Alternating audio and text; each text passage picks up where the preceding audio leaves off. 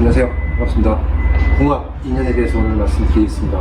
궁합을 보는 방법은 여러 개가 있죠. 보통 철학관이나 저 같은 사람이 궁합을 볼 때는 태어난 나를 중심으로 궁합을 봅니다. 궁합을 볼 때 가장 먼저 보는 것은 태어난 날의 천간입니다. 자신이 어떤 오행을 가지고 태어났는지는 만세력을 보아야 알 수 있는데요.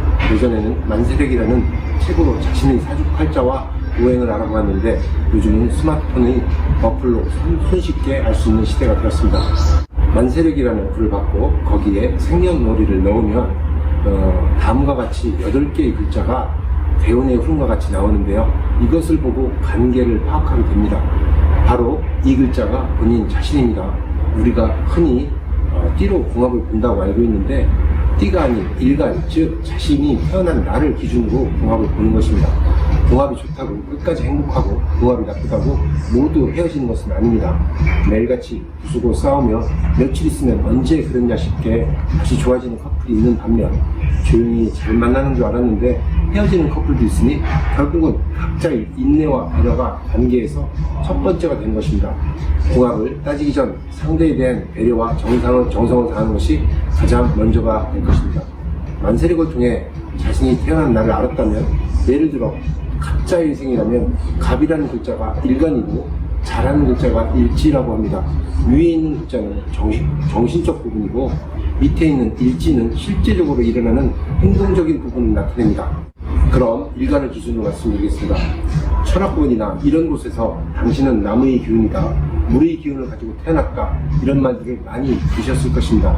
바로 이 천간의 글자가 그 성분을 나타내는데요. 오행, 즉 5가지 성분은 목화, 토금수가 될 것입니다. 이 5가지 글자가 서로 돋거나 아니면 상극을 돋거나 서로 상극을 이루거나 하는 것들을 간단하게 볼 수 있습니다. 나무가 당연히 불을 돋고 불은 재가 되어 있기 때문에 땅을 돕는 것이 될 것이고, 땅에서는 금이나 바위가 생기니 금을 돕는 것이 되며, 바위에서는 물이 생성되니 바위는 물을 돕는 것과 같은 이치입니다. 따라서 가장 좋은 궁합은 상생관계에 있는 글자들인데요. 예를 들어 내가 나무이고 상대가 물이라면 나무 입장에서는 어머니를 얻는 것과 같은 이치입니다. 제가 오행에 덧붙여 음양을 말하면 복잡할 것 같아서 아주 쉽게 오행으로 말씀드리는 겁니다. 예를 들어 자신이 태어난 날이 갑자일인데 상대도 같은 날에 태어난 경우 상생관계가 아니더라도 좋은 궁합으로 간주합니다. 특이하게 좋은 궁합이 정해져 있는 기후일생과 신해일생과 같이 좀 더 복잡해지는 경우도 있기도 합니다. 간단한 궁합을 보기 위함이라면 천간의 글자가 어떤 성분이며 나와 상대의 관계가 어떤 관계인지 간단하게 알 수 있습니다.